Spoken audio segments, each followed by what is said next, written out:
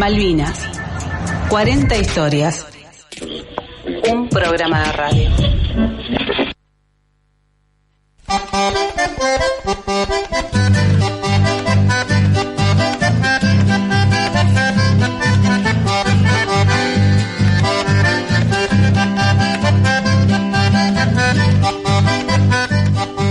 Muy buenas, arrancamos una nueva edición de Malvinas, 40 historias.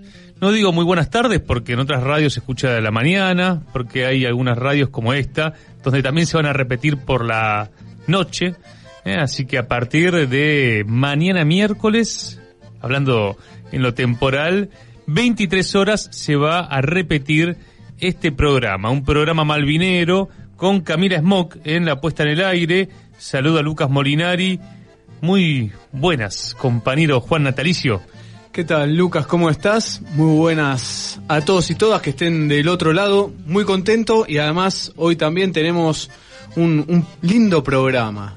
Creo, ya lo intuyo, Lucas, que con quien vamos a estar conversando no vamos a quedar corto, pero por suerte escribí un libro. Claro. Así que vamos a invitar a todos y todas también después a buscar el libro de quien vamos a entrevistar. ¿Cómo pegan las recomendaciones que venimos comentando? Porque de las emisoras a lo largo y ancho de la Argentina nos vienen preguntando, che, ¿qué onda ese libro que recomendó Juan? ¿Cómo conseguimos? Así que bueno, estamos haciendo laburo semana a semana de ir escaneando por lo menos algunos tramos. De la semana pasada, el prólogo al estudio inglés, al informe inglés de la Guerra de Malvinas, del Colorado Ramos. Se lo hemos pasado incluso a algunos veteranos de guerra que, como ya nos va a contar nuestro invitado, siempre hay algo para aprender, porque son 14.000 historias y aquí vamos a contar tan solo 40, pero la apuesta es a seguir malvinizando. Quiero mandar un saludo en este arranque a Radio Encuentro de Viedma, que se suma a la retransmisión de Malvinas 40 historias, al querido Walter Carriqueo y también a FM en Tránsito de Castelar, del oeste bonaerense. Desde la resistencia del Gaucho Rivero a los héroes del 82. La causa Malvinas en el corazón de nuestro pueblo.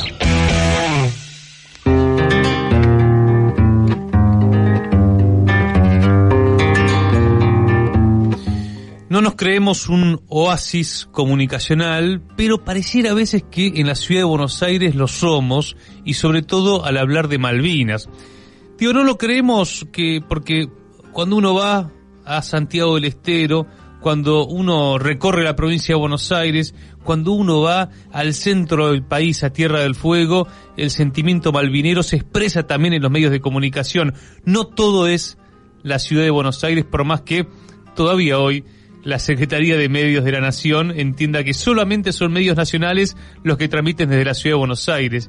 Pero quiero arrancar como para hacerlo de manera picante, Juan, provocarte, y sobre todo porque hoy traes al Libertador General San Martín en tu pecho.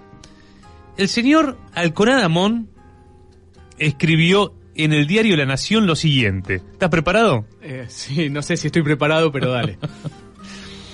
El título de la nota de Hugo Alconada Amón es Malvinas, ¿cómo nos ven los isleños a 40 años de la guerra?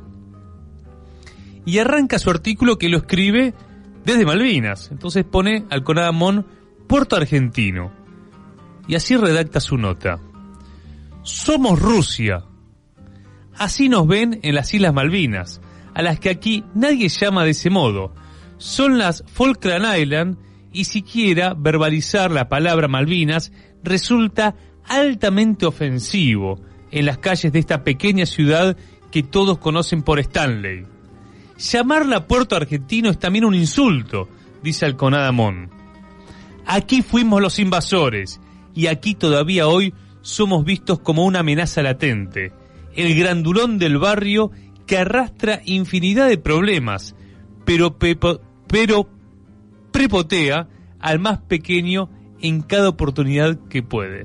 El más pequeño sería la OTAN, ¿no? Que son las bases militares. O sea, mirá vos.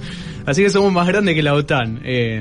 No, la verdad que irrita y también confunde mucho, porque hay ya hace mucho tiempo, sobre todo me acuerdo cuando en el 2012, Lucas, hay un grupo que se denominan intelectuales, otros periodistas, escribieron, también había políticos, escribieron, ¿no?, un artículo como para una nota, se deje de hablar de Malvinas desde la perspectiva nuestra, ¿no? Y también pone a los habitantes ocupas y legítimos de las Islas Malvinas como víctimas de lo que pasó en 1982.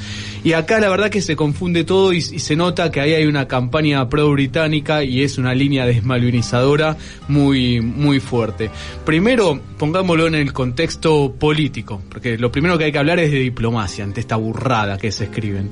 Para las Naciones Unidas, desde 1965, con la resolución 2065, paréntesis 20, ahí decía y llamaba a ambos gobiernos a retomar, ¿qué cosa? Las negociaciones. Primero, son esas dos palabras importantes: retomar, negociaciones.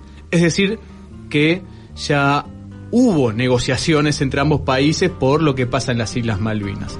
Y las Naciones Unidas, que dice, bueno, acá hubo choreo de territorio, hablemos, ¿no?, como se habla en el barrio. Acá hubo choreo de territorio, acá no es que hay habitantes que ya vivían ahí, hay la autodeterminación de los pueblos. No cabe en este caso, porque justamente los habitantes de las Islas Malvinas fueron implantados post-invasión británica de 1833.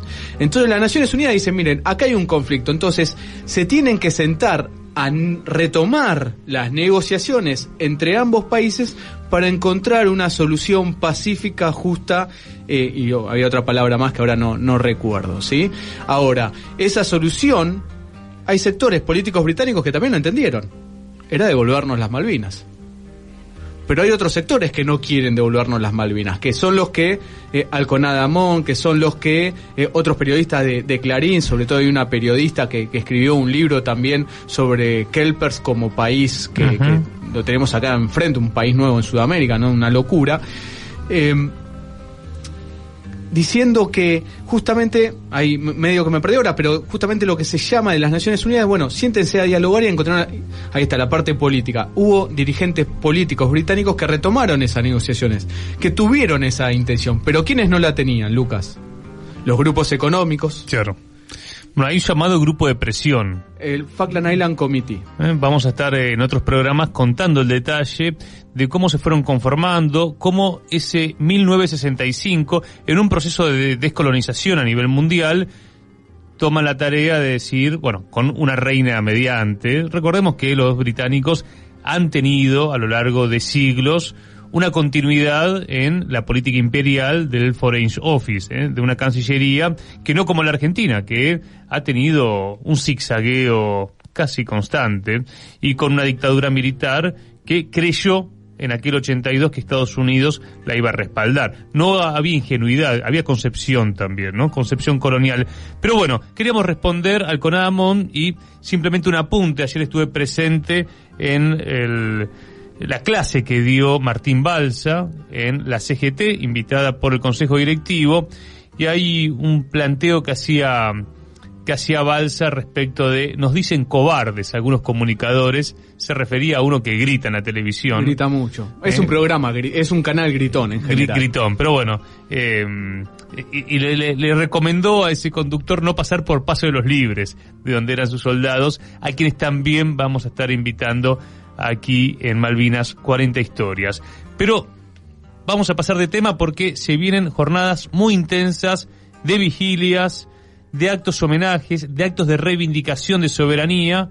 Vamos a estar presente como radiográfica y en tu labor en la Universidad de Lanús, mañana 30 y el 31 van a haber jornadas muy importantes de un congreso que están preparando hace mucho tiempo, Juan.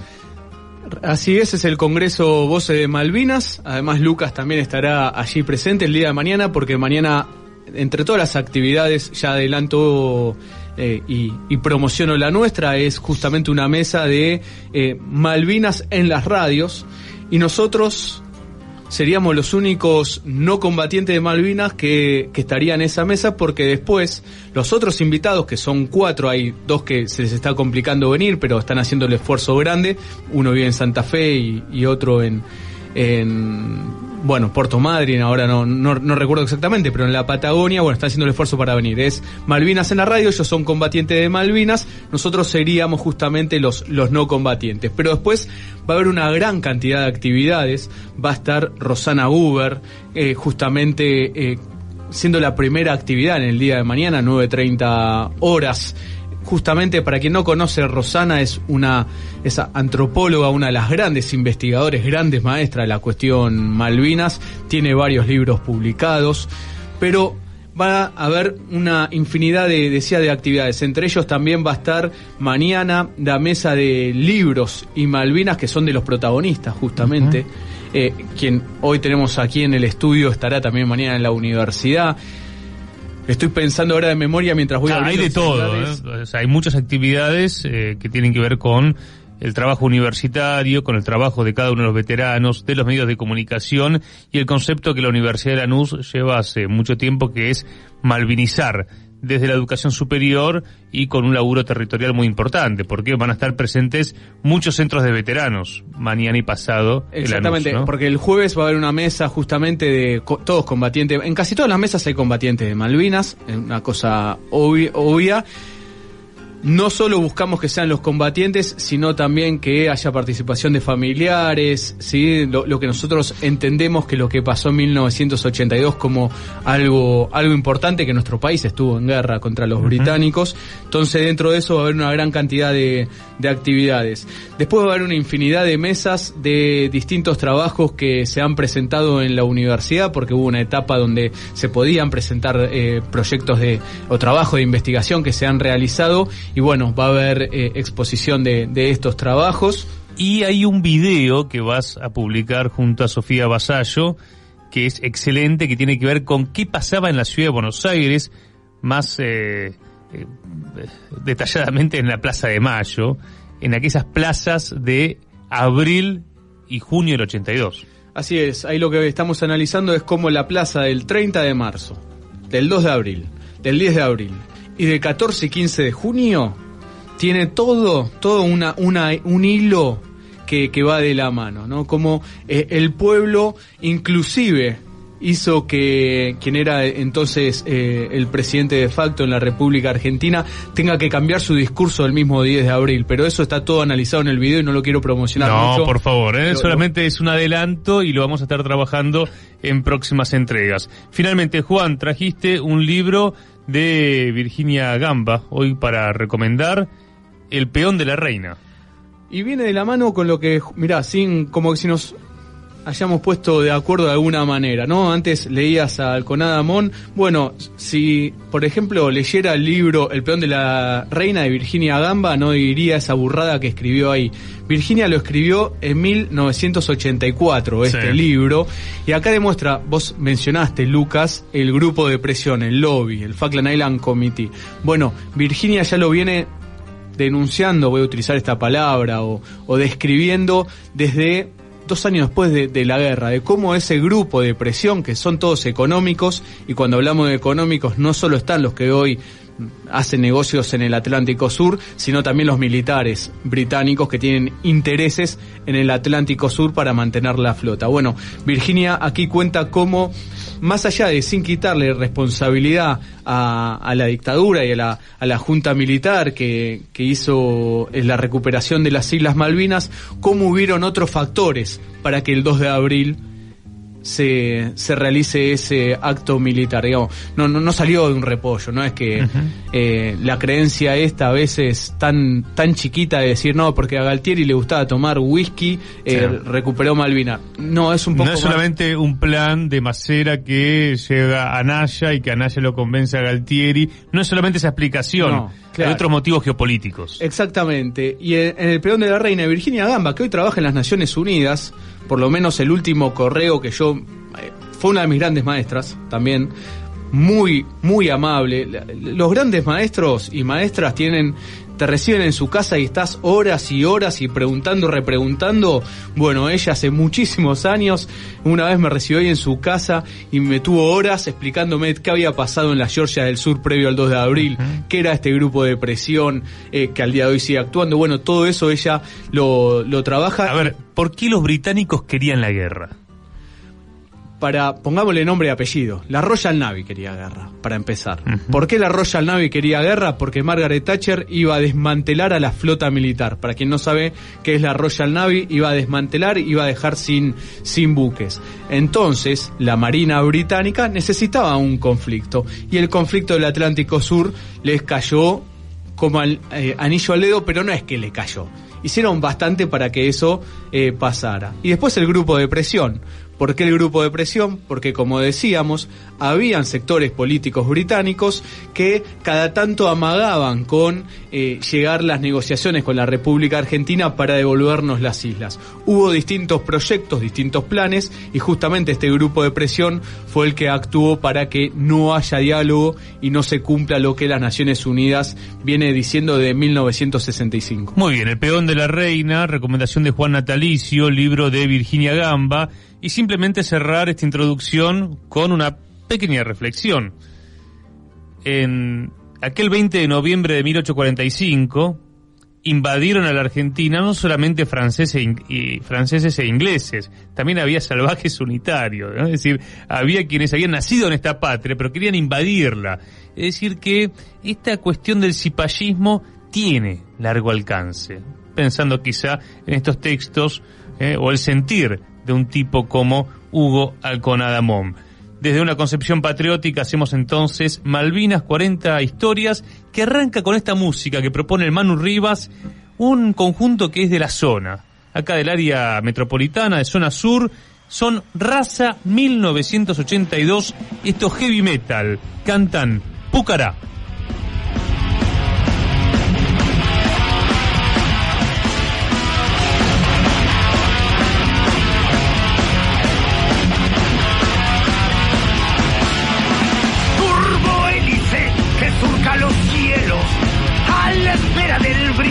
Invasaré como una ave va de cara el viento por abril del 82 bajo el mando de un valiente piloto. La fortaleza vuela una vez más, resistiendo el ataque enemigo. En Malvinas el vuelo del bravo Pucará.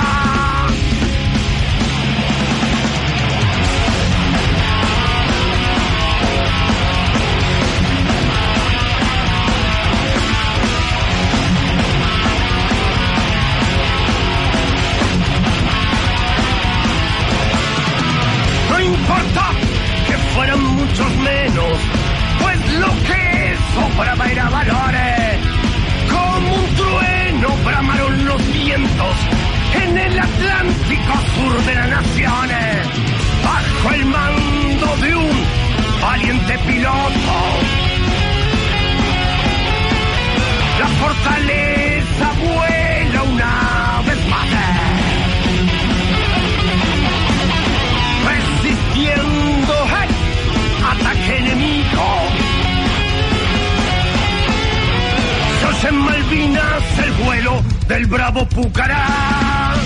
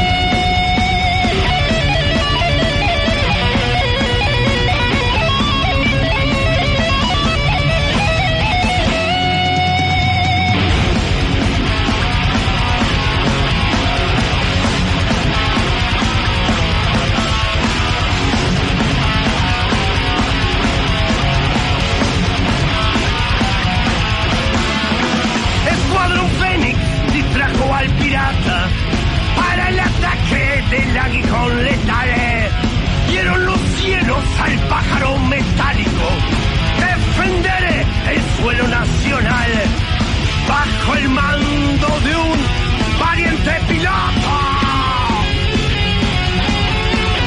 La fortaleza vuela una vez más, resistiendo al ataque enemigo. Dios en Malvinas, el vuelo del bravo Pucará.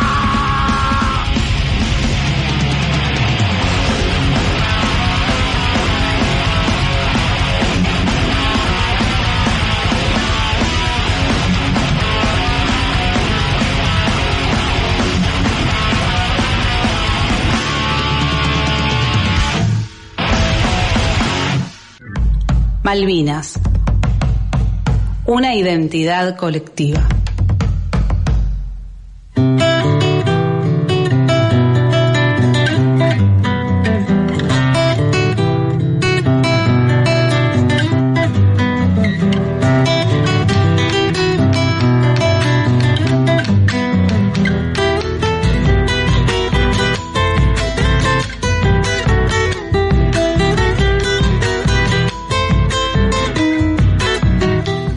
Y en esta cuarta edición de Malvinas 40 historias tenemos el gustazo de tener nuevamente una entrevista aquí en el estudio, en cuerpo presente, el compañero Jorge Luis Reyes.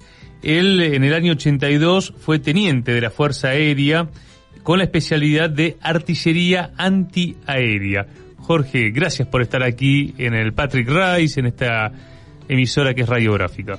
Bueno, buenas tardes a ustedes y a los oyentes, y bueno, es un placer para mí y un honor poder compartir esta charla, ¿no? Jorge, ¿qué sensaciones tenés en estos 40 años y sobre todo en estos días, estando tan cerca del 2 de abril?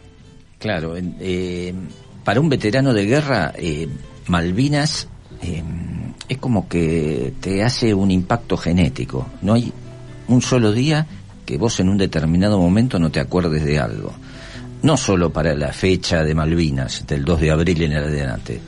Todos los días de tu vida te vas a acordar en algún momento, o cuando te levantás, cuando te estás afeitando, cuando pasa un colectivo, cuando te tomás el subte, cuando te encontrás con un hijo tuyo, se te dispara un recuerdo de Malvinas. Por eso para todos nosotros, para todos los veteranos, sobre todo en estas fechas que se acercan, y más ahora que son los 40 años, son de un profundo impacto emocional, ¿no? Aquel 2 de abril, ¿qué recuerdo tenés de esos comienzos de lo que fue la recuperación de Malvinas por parte de Argentina? Bueno, el 2 de abril yo estaba destinado en la base aérea militar Mar del Plata, que es el asiento de la artillería antiaérea de la Fuerza Aérea. La Fuerza Aérea tiene como misión poder defender sus propios aeródromos y por eso tiene sus propios cañones antiaéreos. Y todo el asiento de la artillería antiaérea está en la base Mar del Plata. Y bueno, yo era soltero, vivía en el casino de oficiales y sentía un revuelo cuando me levanté, con la gente que había llegado a desayunar y demás, y cuando le pregunto, el soldado me dice, no, recuperamos las Malvinas. Me vestí corriendo y salí al comedor y, bueno, no se hablaba de otra cosa de lo que había sido la recuperación de las Malvinas. ¿Y cuál era, si tendrías que describir esa escena, en Mar del Plata, Fuerza Aérea, ¿todos se sorprendieron de alguna manera? Todos, nadie tenía, fue una operación que se hizo en total secreto y ninguno de nosotros tenía idea de qué era lo que estaba pasando, mucho menos de lo que podía llegar a pasar. Lo que te explotaba es, como nosotros tenemos un sentimiento profundo de Malvinas forjado desde la escuela y en nuestras familias y en general está en el pueblo argentino ese sentimiento. Tomar conciencia que habíamos recuperado la posesión de las Malvinas era una algarabía total, ¿viste? Había entusiasmo. Un entusiasmo bárbaro, sí. Pero no solo nosotros. Me tocó salir a hacer algunas diligencias porque ya cuando vinieron los planes teníamos que embarcar y una de las comunicaciones que nos había llegado de la gente que ya estaba en Malvinas es que no había agua potable.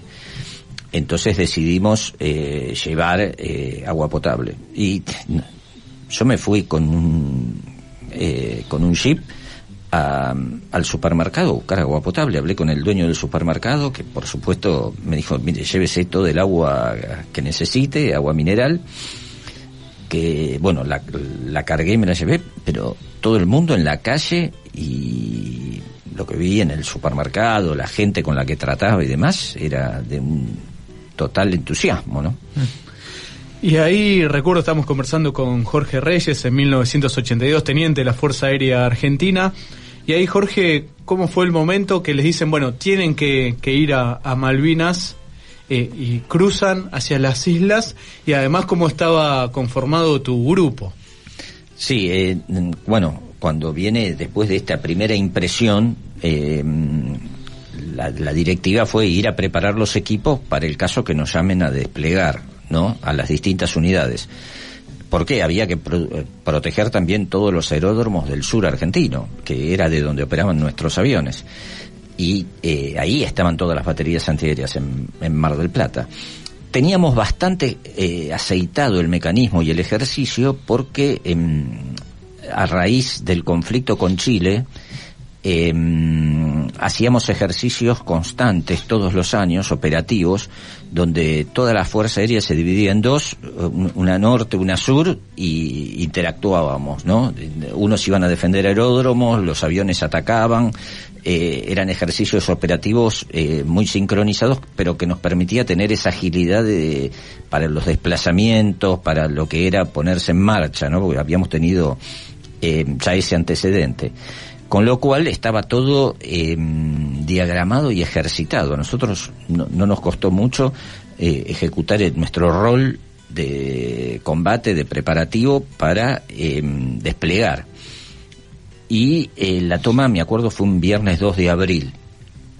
El domingo llegó el mensaje que distribuía cómo se iban a proteger los distintos aeródromos y las distintas baterías. Y ahí le asignaron a la tercera batería, mi batería, la misión de la defensa del aeropuerto de Puerto Argentino.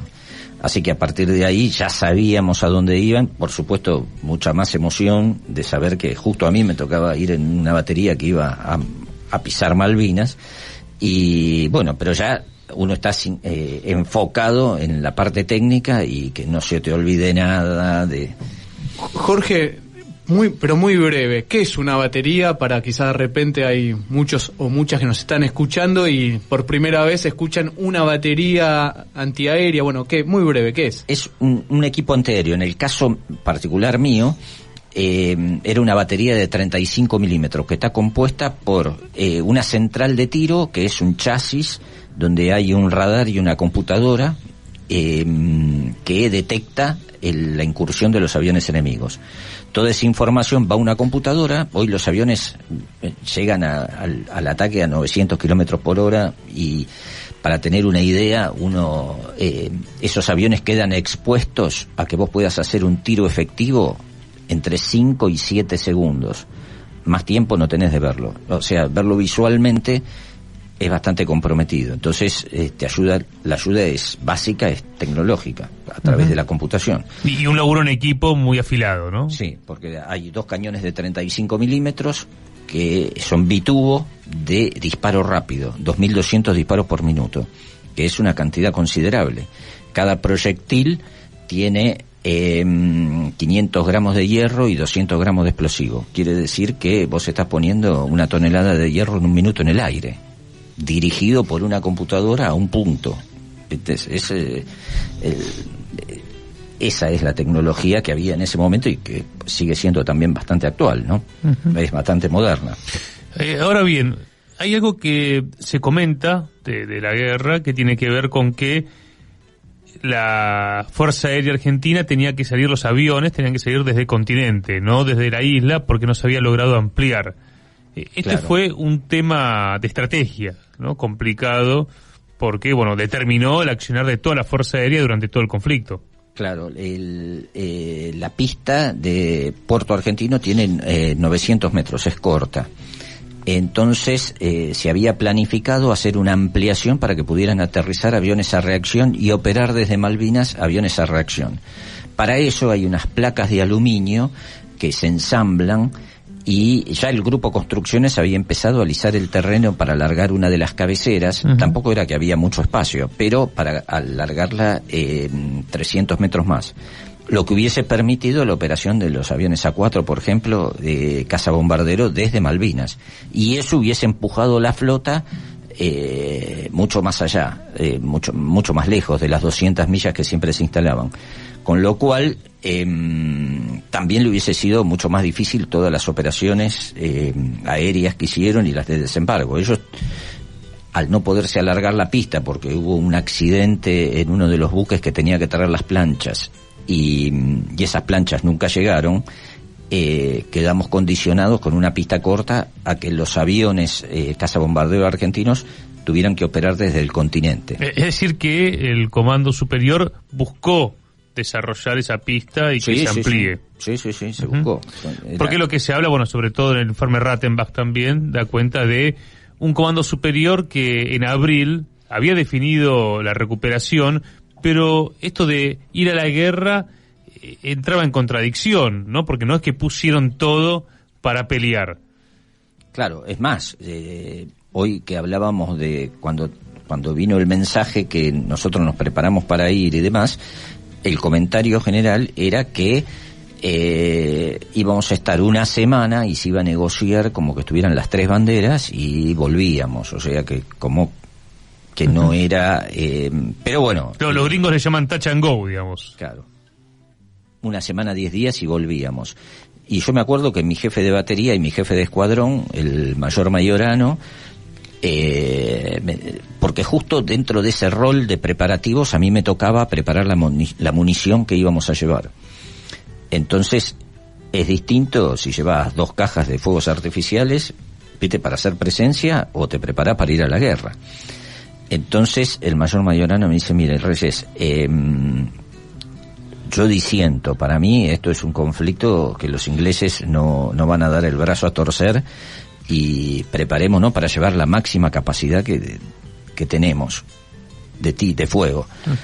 Y yo fui al Polvorín a buscar la máxima cantidad de cartuchos que me podía llevar en el avión, en los 3 vuelos que llevábamos, viste, a Malvinas. No todas las unidades a lo mejor tuvieron la misma visión. Nosotros sí nos orientamos como eso. Lo mismo, cuando llegamos a Malvinas, mi jefe de escuadrón dice: miren, acá va a haber... Todo el mundo se alojaba en carpas, ¿viste? Se armaban la carpa al costado de la pista y dicen: no, escúchenme, acá cuando lleguen los ingleses nos van a tirar. Entonces, preparemos refugios antiaéreos, empecemos a buscar cómo hacemos, a buscar material, y empezamos a buscar vigas de quebracho que encontramos en el puerto de Puerto Argentino. Una pala excavadora de un conocido la traíamos a trabajar para hacerlo y poder enterrar los equipos y hacer nuestros propios búnker. Nosotros armamos unos búnker por iniciativa de nuestro jefe de escuadrón, que no estaba dentro de la previsión, pero es la que nos permitió salvar la vida. Hoy, charlando con ustedes previo a esto, me decían, bueno, ¿cuántas bajas habíamos tenido? Nosotros tuvimos un solo herido. Sin embargo, si ves el diagrama de los impactos sobre el aeropuerto, vos decís, no puede ser que estos tipos hayan tenido un herido nada más y no hayan tenido muertos. Está todo barrido, todo destruido, pero nosotros habíamos hecho unas fortificaciones terribles, ¿viste? Y ahí justamente recuerdo, estamos conversando con Jorge Reyes, en 1982, teniente de la Fuerza Aérea Argentina, artillería antiaérea era su especialidad. Ustedes justamente ahí en Puerto Argentino, en el aeropuerto, dando protección, y además a partir del 1 de mayo, que empiezan los ataques, es un lugar completamente estratégico y que los ingleses buscaron permanentemente atacar. ¿Cómo fue? Vamos primero al 1 de mayo. ¿Cómo viviste? Porque fue el bautismo de fuego de ustedes. Sí, el 1 de mayo, bueno, lo que decís es cierto. El aeropuerto de la base aérea militar Malvinas era el punto estratégico más importante de las islas. Si no estaba el aeropuerto, se terminaba la guerra. Si se hubiese si se hubiese anulado la operación del aeropuerto, automáticamente en el momento ese se terminaba la guerra, porque quedábamos totalmente aislados ya estábamos con la vía marítima interdictada por los submarinos nucleares. Uh-huh. El único abastecimiento que siguió llegando en forma regular fue aéreo. Y ahí está la proeza de los pilotos de los aviones C-130, los aviones de transporte, que no dejaron de venir durante toda la guerra. O sea, los tipos burlaban el bloqueo, venían a ras del agua para evitar las patrullas de los aviones Sea Harrier, y llegaban con munición, con equipos, se llevaban los heridos que había. Nunca nos faltó nada en ese sentido a nosotros en Chile. Es más, en un momento se nos rompió un equipamiento, el técnico necesitaba repararlo, se agarró el vuelo del C-130 y al día siguiente estaba de vuelta con el repuesto desde Río Gallegos en Malvinas. Y esto que está contando Jorge es estudiado a nivel mundial, lo que hicieron los pilotos argentinos en Malvinas, ¿es así? Claro, sí. Los militares de todo el mundo, ¿no? Me acuerdo Klosterman, que es un héroe de la Primera Guerra francés, da cuenta de esto mismo. Lo que hicieron los pilotos argentinos es increíble. Ahora, qué increíble es que no se reconozca tanto en la Argentina, por lo menos en términos oficiales. ¿Está invisibilizado esto, Jorge? Claro, yo creo que el pueblo y la gente lo siente de una manera muy distinta a como lo siente los políticos o como lo sienten otro nivel de gente. En el pueblo, no hay un pueblo del país que no tenga un monumento a Malvinas, una calle. Uh-huh. Lo reconocen y para todos es un orgullo cada vez que hablan en el desempeño en la guerra de la Fuerza Aérea. Bueno, la verdad que hubo misiones, no me toca a mí, viste, exponerlo, ¿no? Porque sería muy bueno que pudieran hablar con tantos pilotos que hay, que han realizado misiones que son estudiadas en todo el mundo y que hablan de una decisión y de un coraje, viste, fuera de serie, que en realidad es una decisión y un coraje que es una característica del pueblo argentino, que hay muchos que tienen interés en que esas características se disocien, se adormezcan, pero es la característica que tuvo nuestro pueblo a lo largo de la historia. Uh-huh. No creo por qué la va a perder ahora, ¿no? Ahora, Jorge, vos hacés ahí hincapié en los pilotos, pero ustedes como artilleros en Malvinas también tuvieron una actuación destacada. Decíamos, ¿no?, que el 1 de mayo hacen los primeros claro, ataques los británicos, pero los ingleses no pudieron tocar esa pista. No, vos lo adelantaste, pero ahí profundizame en el rol de ustedes como artilleros contra los aviones Vulcan, Sea Harrier. El 1 de mayo comienza la guerra con un ataque al aeropuerto. Viene un avión Vulcan, 20 bombas de 1000 libras. Lo paradójico, mi batería había estado de turno de guardia hasta las 2 de la mañana. A las 2 de la mañana nos reemplazaba una batería similar que pertenecía al ejército, pero nosotros escuchábamos las comunicaciones por radio. Bueno, nos reemplaza a nosotros apagamos, nos vamos a dormir, pero ya se sentía en el ambiente que en cualquier momento empezaba el combate. Y lo escuchamos a las 4 de la mañana, 4:40, que esta batería lo detecta a 14 kilómetros al avión Vulcan y pide autorización para tirar. Tenemos distintas eso también es un tema que hubo que rever en la guerra. El ejército, la Fuerza Aérea y la Marina teníamos 3 doctrinas de empleo distintas. Para nosotros, para la Fuerza Aérea, era fuego libre, ¿no? Cualquier avión que se acercara era considerado enemigo y lo bajábamos. Para el ejército tenía que esperar que le den la orden del tiro desde el comando, que estaba en Puerto Argentino. Él pedía la confirmación, pedía la conversación, la confirmación, no se la daban, se demoraba, y nosotros nos dimos cuenta que era un avión inglés. Cuando sentimos la reacción y empezamos a sentir la detonación de las bombas, ya fue tarde, pasó. Esa batería, si hubiese tirado, hubiese derribado al Vulcan el mismo 1 de mayo. Esa fue la primera vez que ellos pudieron tocar la pista, la primera y la única. Tocaron la pista en un borde de una de las cabeceras con una de las 21 bombas. Después nunca más nunca más pudieron tocarla, porque a partir de ahí, después de ese terremoto que fue, que te tiren 20 bombas de 1000 libras, ahí hubo heridos, hubo muertos en el aeropuerto. Mi jefe de batería, nos habían cortado las comunicaciones, y mi jefe de batería, que sí tenía comunicación con todos los cañones, dijo, bueno, a partir de ahora todas las piezas a mi mando, fuego libre, lo que se acerca, no esperamos confirmación, nada. Y ahí estábamos todos preparados para el segundo ataque, que fue a las 8 de la mañana, donde vinieron 9 aviones y Harrier, 5 a destruir la pista y 4 a destruir piezas de artillería. Y ahí fue un intercambio de disparos total, porque ya estábamos todos alertados, tiraban todas las piezas. A partir de ahí, los mismos ingleses que recibieron el golpe empezaron a atacar ya con más distancia, a tomar otra seguridad para sus ataques, porque ya estaba toda activada la defensa del aeropuerto. ¿Derribaron algún avión ese día? Ese día hubo 2 aviones derribados. ¿Que no están reconocidos al día de hoy por los británicos o ya lo reconocieron? En total, viste, con el número de los derribos y en general con los números de la guerra siempre hay un poco de... ocultamiento. Sí, cada uno va manejando la información. Creo que la información de Malvinas se develaba en 90 años. Claro, ellos pusieron secreto de Estado por 90 años. A ver, y aparte en la guerra, los medios mienten, siempre se pone el eje en la Argentina, ¿no? Que decían, vamos ganando. Ahora, vean ahora lo que está pasando en Ucrania, lo que dicen los medios yanquis, ingleses, lo que dicen los medios rusos, es parte de una guerra informativa, ¿no? Claro. ¿Cuántos muertos hay rusos? ¿Cuántos muertos hay ucranianos? Bueno, es un juego de informaciones que es parte de la guerra, ¿no? Sí, bueno...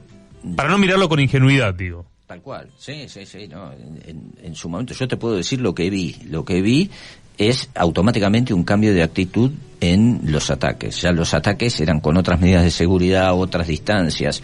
A mí me ha pasado tener apuntado, y nosotros teníamos una distancia de tiro de 4.000 metros.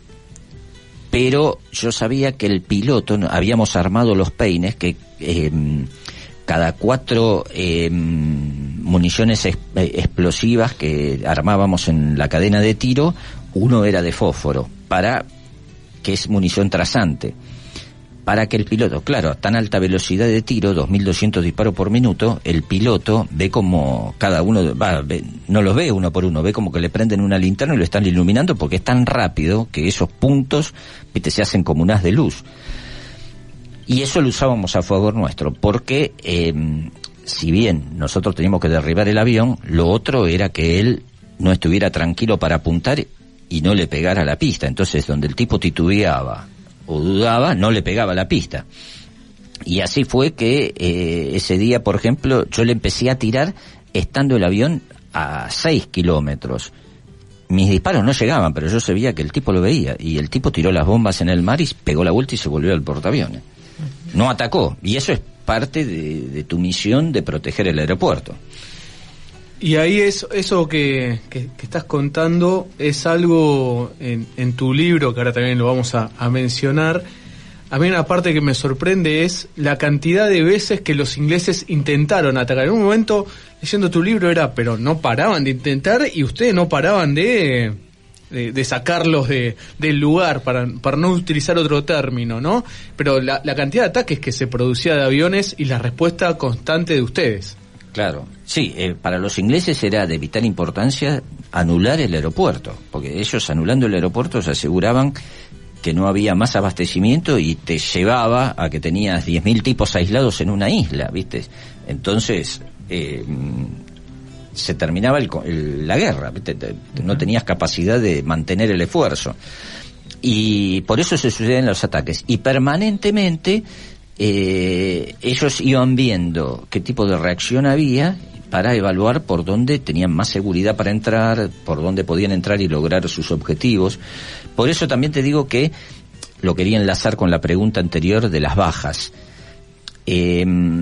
Más allá de la información que se puede develar, yo puedo decir lo que vi. Yo vi que el día 18 de mayo empezaron a llegar aviones con otra pintura de camuflaje distinta a las que había antes, que eran de la Royal Navy. Ya empezaron a ver aviones de la Fuerza Aérea Inglesa, con pilotos mucho más entrenados para el ataque en vuelo rasante, que eran de la Fuerza Aérea, de la Real Fuerza Aérea. Claro. Y yo me daba cuenta de los movimientos que había, que se sucedían todos los días. Se tuvieron que reforzar. Claro. Ahora bien, en tu libro hay una parte que no la quiero leer porque quiero que la cuentes vos. 25 de mayo, Día Patrio. ¿Qué recuerdo tenés? Bueno, el Día Patrio era más un 25 de mayo, y estando en guerra estábamos todos sensibilizados, ¿viste?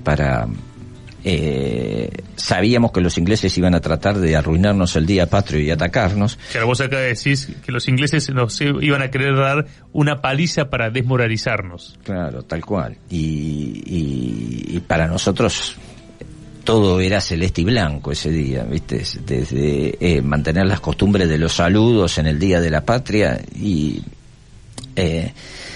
yo ahora, viéndolo en retrospectiva, el profundo orgullo que teníamos en cada uno de los días, ¿no? Sobre todo ese día 25 de mayo, los saludos con los soldados en el Día de la Patria, algo que te embargaba, ¿viste?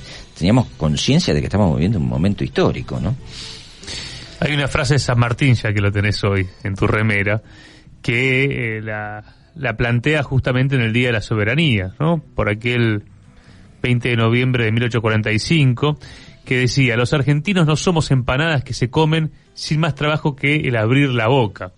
Bueno, es esto, una estrategia mala, una estrategia que, bueno, después el informe Rattenbach investigó si había sido a propósito, si había sido porque eran unos inútiles los comandos superiores. Ahora, tácticas que se destacaron, heroísmos en el campo de batalla, que hay que reconocerlos. ¿Es así, José? Sí, es así. Yo lo leí, el informe Rattenbach, que me pareció perfecto. Es más, Rattenbach termina en un determinado momento que él juzga a la cúpula superior, pero aconseja y dice como que hay que seguir hasta los escalones inferiores. O sea, es como que quedaba inconcluso porque materialmente él no podía abarcar más, pero eso debería haber seguido en profundidad para desligar cada una de las responsabilidades de los que nos tocó operar en Malvinas. Y eso hubiese sido no solo esclarecedor, muy nutritivo para la experiencia nuestra y para el desarrollo de nuestras propias capacidades. Ahora, ¿no? Jorge, al contrario, lo que hubo es una desmalvinización. Sí. ¿Por qué ocurrió eso? ¿Cuál es tu balance después de 40 años? Bueno, durante el gobierno militar, cuando llegamos, por supuesto, empezó una debacle política, ¿no? Que termina con la entrega del gobierno. A nosotros prácticamente nos ignoraron. Yo me acuerdo cuando al principio los soldados mismos habían inventado un diario y vendían un diario para tener unos pesos para poder vivir. Una persona que viene de la guerra, dentro de todo yo era profesional, tenía una preparación mental para estar en guerra, pero el conscripto, el que estaba por ley haciendo el servicio militar, no la tenía, ¿no? Y no se le prestó el cuidado y la atención en la posguerra, porque ese tipo no volvió de la misma forma, volvió incapaz de adaptarse a la sociedad normalmente, si no tenía un apoyo. Muchos lo encontraron en la familia, de a poco se fue dando con los años, pero fue una experiencia muy dolorosa, ese regreso y ese primer abandono, sobre todo en los soldados, ¿no? Que fueron los que más lo sufrieron. Jorge, en esa línea, recuerdo, en realidad lo vamos a anunciar, el libro de Jorge Luis Reyes es Malvinas vinieron y les presentamos batalla, ¿no? Ya el título es una clara bajada de línea, y vos ahí vas contando, lo recomiendo mucho, se lee rapidísimo, es espectacular el libro, Jorge, que además una profesora tuya, ¿no?, te escribió Malvinas para que vayas anotando todos los días lo que estabas viviendo. Pero quiero seguir en la línea de desmalvinización que planteaba Lucas, porque vos sos oficial de las Fuerzas Armadas Argentinas. Claro. Y la desmalvinización pasó a decir que todos ustedes eran los demonios en la guerra de Malvinas, y que ustedes, digamos, vamos a decirlo así como dice la desmalvinización, que ustedes eran los que maltrataban a los soldados. ¿Qué sentís cuando lees esto? Bueno, que por supuesto que no es real. Dentro de un grupo tan grande, que ha habido casos y que en un grupo humano tan grande hay un incompetente, un inútil, hasta puede haber un criminal, sí, puede ser. Pero la generalización fue algo tendencioso, fue algo como para mostrar una separación. O sea, a nosotros el combate, la desmalvinización, esa línea directa a pegarnos a nosotros desmalvinizando, es una línea directa para destruir nuestro país. Entre la argentinidad y Malvinas hay una simbiosis. Es un tiro por elevación a la integridad de nuestro país. Es interés por disociar lo que fue el soldado con el oficial y el abuso. Fue notoriamente marcado. Yo puedo contar una anécdota. Nosotros estábamos cambiando nuestra batería de lugar en el medio del barro, nos habíamos encajado. Estuvimos todo un día bajo fuego y no podíamos salir. Y nuestro jefe de batería dice, mire, Reyes, corremos todo peligro acá. Hagamos un equipo que lo saque, el resto nos vamos a los refugios porque nos pegan un bombazo acá, nos quedamos sin gente. ¿Usted está para ir a la cabeza? Sí, yo no tengo ningún inconveniente. Me puse a la cabeza y lo reuní a los soldados y le digo, miren, no quiero ser yo el que les dé la orden, pero yo necesito 4 soldados que vengan conmigo. El que esté de voluntario, venga. Y los soldados se miraron entre ellos y me dijeron, miren, va a tener que elegir porque si no vamos todos. Y tenían 18 años, entonces yo no puedo pensar que ese es un chico de 18 años, ese es un hombre de 18 años, el que te da una cosa así, con esa convicción, ¿no? Bueno, como ese ejemplo hubo muchos. Yo tengo 2 amigos que son de ejército, que en el combate final uno cae herido, cuando le revisa las heridas a su compañero ve que está muy mal, y el compañero dice, mirá, anda, déjame acá y salvate vos. Y él le dice, mirá, nos quedamos los 2 y nos morimos los 2. Y se quedaron los 2 ahí hasta que fueron y los rescataron, y todos los 14 de junio, que es la fecha esta, desayunan juntos los tipos acá. No se olvidan nunca más en su vida, son 2 soldados.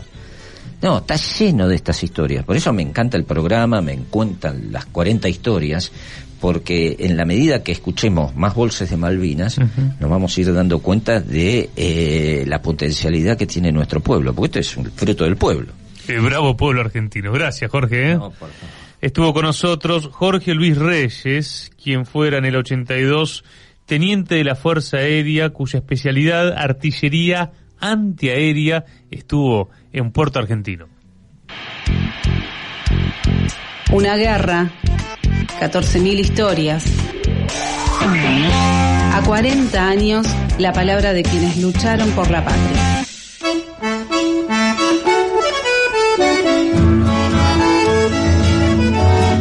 Se escurre entre las manos el programa, pero nos deja pensando, nos invita a leer, nos invita a malvinizar a lo largo y a lo ancho del país, y sobre todo rompiendo prejuicios, Juan.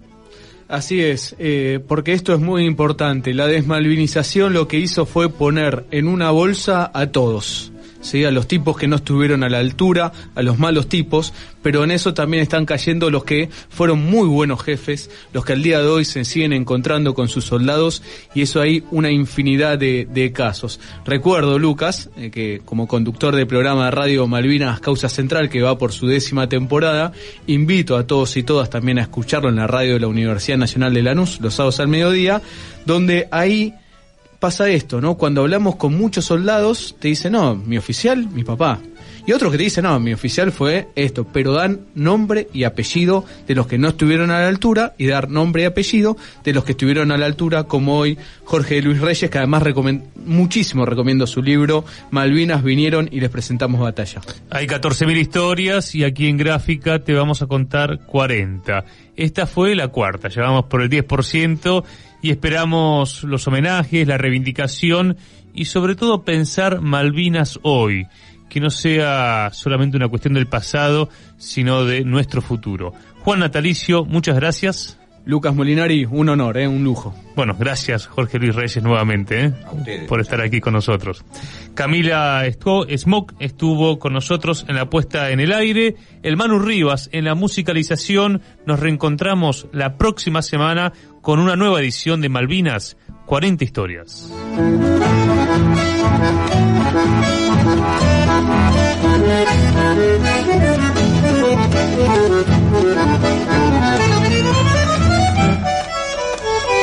Thank you.